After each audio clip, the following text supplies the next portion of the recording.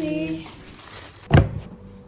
Halo, saya Dinda Dial Cintari, akrab dipanggil Dia, dan saya adalah pengguna dan juga pelanggan setia dari food delivery online. Seperti film Upstream yang saya tonton yang menceritakan tentang kurir delivery food di Cina, dengan salah satu pemeran yang utama Dahe atau Big Black. Dia merupakan kurir asli dari Mongolia, berkulit hitam dengan tubuh yang tinggi, orang yang jarang senyum dan juga berinteraksi kepada orang lain. Tetapi ketika ia menjadi kurir, ia menjadi seseorang yang sangat berbeda. Dia dijuluki sebagai seseorang yang lahir sebagai food delivery, dan dia akan berubah dan tersenyum kepada pelanggan-pelanggan yang memesan food delivery ke dia. Itu dia merupakan kerja keras dan dia bisa berhasil mendapatkan 70 order sehari dan bekerja selama 16 jam setiap harinya.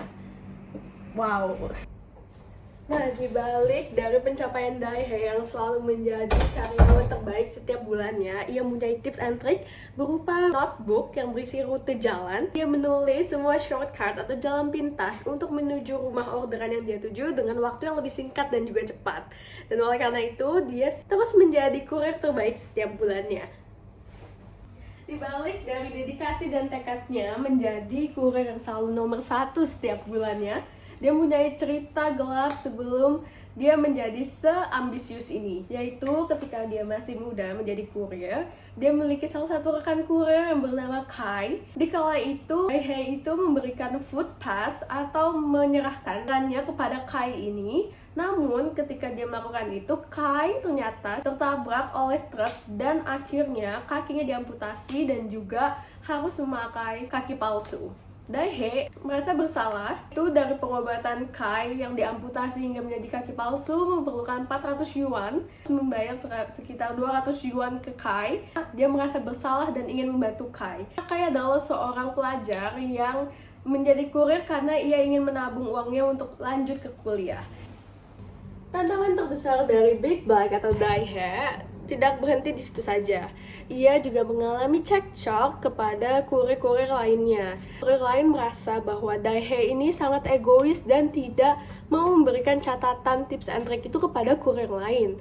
Namun pada awalnya Daehae atau Big Black ini tidak mampu mengatasi hambatannya karena ia tuh selalu menekan emosinya, dia nggak pernah cerita ke orang lain, dan juga itu selalu ambisi untuk terus bekerja hingga melupakan perasaan terhadap dirinya dan juga orang lain. Namun, kesadarannya mulai tumbuh setelah terjadi cekcok dan juga baku hantam terhadap kurir lain.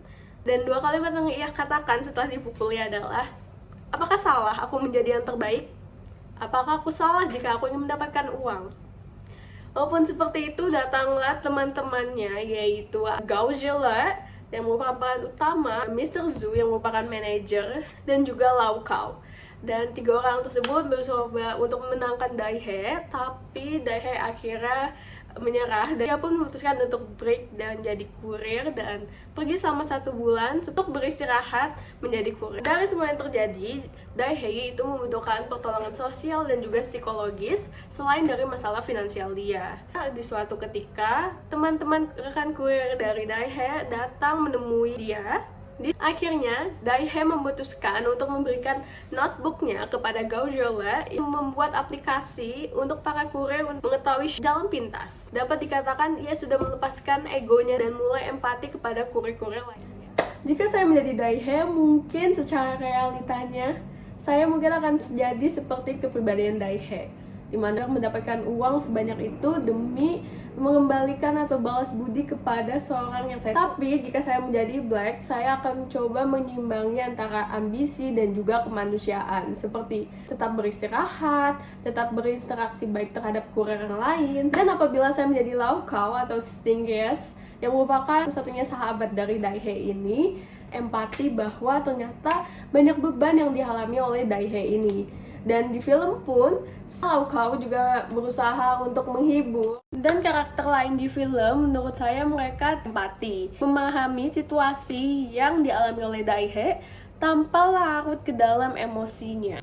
Film ini menggambarkan kebutuhan ekonomi, tekanan sosial, dan juga keupayaan untuk meningkatkan nilai kemanusiaan. Dinamika emosional ini dapat dibagi menjadi 4. Afektif empati, atau kemampuan untuk merasakan secara subjektif terhadap apa yang dialami oleh seseorang. Kedua adalah kognitif empati, di mana kemampuan seseorang dapat memahami kondisi emosi seseorang tanpa larut secara emosional orang tersebut. Ketiga ada behavioral empati, bertindak berdasarkan kemampuan pemahaman perasaan orang lain. Keempat atau yang terakhir ada moral empati, yang menunjukkan bahwa ingin menolong seseorang tanpa pamrih atau altruisme. Melalui kisah Daihe ini, saya menyadari bahwa empati itu nggak tumbuh dengan sendirinya, tapi kita tuh harus memahami dan juga mengalami suatu kondisi dan menyadari bahwa kita harus memerlukan sebuah empati. Untuk saat ini, saya merasa kognitif empati saya atau memahami situasi orang lain itu sudah cukup baik. Namun menurut saya yang perlu saya tingkatkan itu adalah behavioral empati dan juga moral empati. Untuk membuat hal itu dapat terjadi, saya dapat melakukan langkah seperti berusaha menjadi pendengar yang baik atau active listener. Itu saya tidak langsung menghakimi seseorang dan juga turut terlibat dalam kegiatan sosial. Jadi saya dapat langsung menunjukkan empati saya dalam sebuah bentuk nyata. Kemudian yang terakhir, saya juga dapat menjaga keseimbangan antara ambisi pribadi dan juga kesejahteraan kemanusiaan kepada orang lain. Oke, dengan demikian, menurut saya kisah yang dialami dari Daihe dan juga karakter-karakter lain dan karakter utama dalam film Upstream ini sangat memberikan pengetahuan baru dan juga menjadi salah satu film favorit saya dalam menunjukkan sebuah empati, dan moral dan juga neurologis yang membuat kemanusiaan yang sejati. Baik, saya Dia dan sampai jumpa.